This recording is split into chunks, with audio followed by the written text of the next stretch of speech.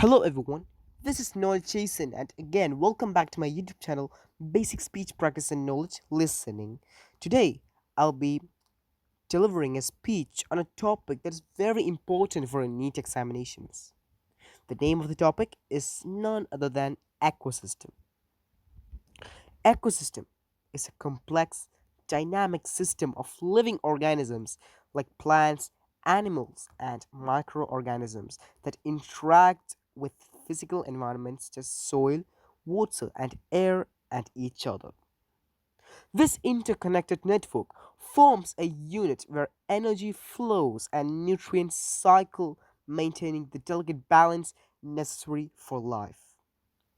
Ecosystems vary in size and complexity, from small ponds to expansive rainforests or even the entire planet. Ecosystems are comprised of two main components. They are biotic components and abiotic components.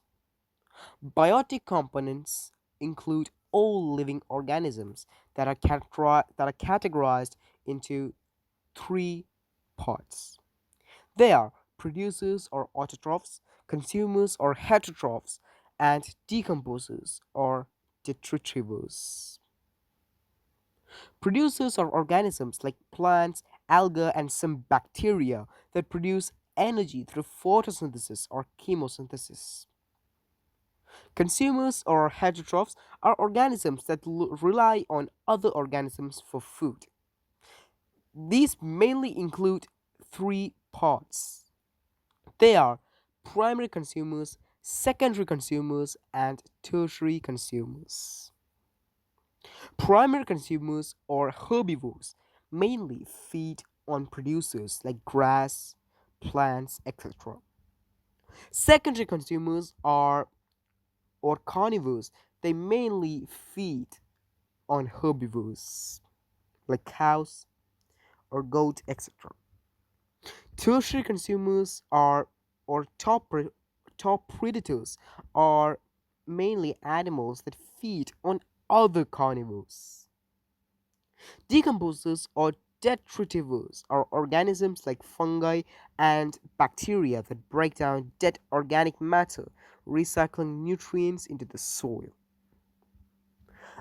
Abiotic components are mainly non living elements that influence the ecosystem, such as climate, which includes temperature, rainfall, and hailstone, soil composition, and water availability, along with sunlight and energy flow, and nutrient availability, which includes the availability of nitrogen and phosphorus.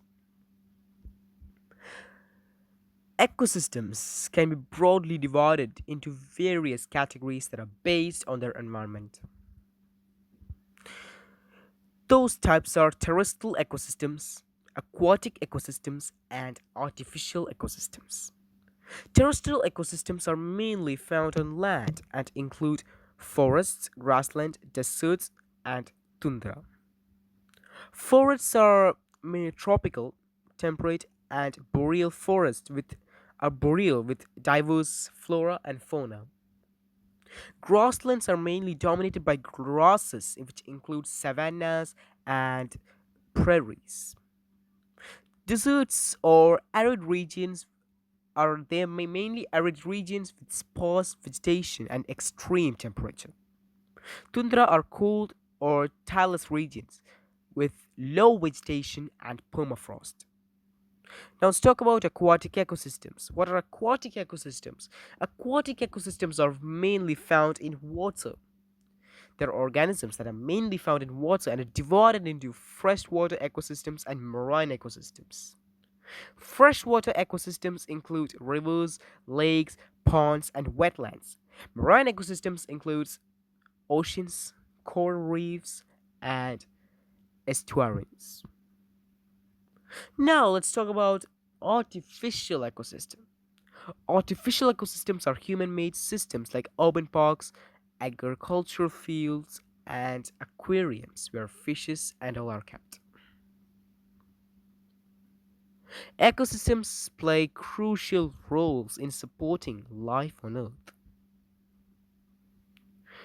The first role of ecosystem is that it helps in energy flow, where sunlight is converted by producers into chemical energy, which is passed through the food chain. The second role of ecosystems is that it mainly helps in nutrient cycling, where elements like carbon, nitrogen, and phosphorus are recycled through biological and chemical processes. The third role of ecosystem is that it helps in the regulation of climate, where ecosystems like forests and oceans regulate carbon dioxide and influence global climate patterns. The fourth role of ecosystem is that it mainly helps in the provision of resources, where ecosystem mainly provide food, water, medicines, and raw materials. The fifth main role of ecosystem is that it uh, it supports biodiversity. They support a wide variety of species that maintain genetic and ecological diversity. The sixth role of ecosystem is that it helps in cultural and recreational value. Ecosystem offers aesthetic, spiritual, and recreational benefits. Now, let's talk about the flow of energy in an ecosystem. The flow of energy in an ecosystem flows through a trophic structure. The main steps are: the first step is that the producers from the base of the food chain converts the energy in it converts solar energy into the energy of the ecosystem, and the consumers rely on producers or other consumers for energy. Then the decomposers break down organic material, completing the entire cycle. Food webs illustrate the interconnected feeding relationships, highlighting the complexity and interdependence of ecosystems. Now let's talk about ecosystem dynamics. Their ecosystems are very dynamic. They continually adapt to changes like succession, disturbances, and resilience. Succession is a process by which ecosystems develop and change over time, transitioning from one stage to another, for example, from a barren land to a forest. Disturbances include natural disturbances like fires, like forest fires or flood, or human induced disturbances like deforestation, pollution, etc., are events that disrupt ecosystems, potentially leading to long term changes. The third is resilience.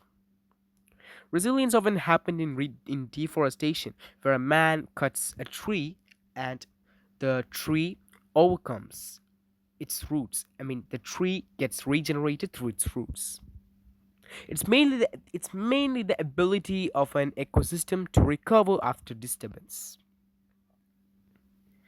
Now, humans have a significant altered impact on ecosystems. Humans create impact on ecosystems. Some factors of human impact are deforestation, pollution, climate change, overexploitation, and habitat destruction.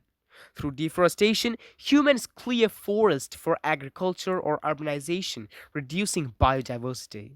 Through pollution, humans contaminate air, water, and soil, which harms and destroys the lives of organisms. The third factor is climate change, where humans alters temperatures and precipitation patterns, which affects the ecosystem globally, increasing global warming. Now, next is overexploitation. Overexploitation or unsustainable use of resources like fishing or hunting. The fifth, the fifth factor of human impact in ecosystem is habitat destruction. So the word itself, we can guess that habitat destruction is the conversion of natural habitats into industrial or agricultural areas.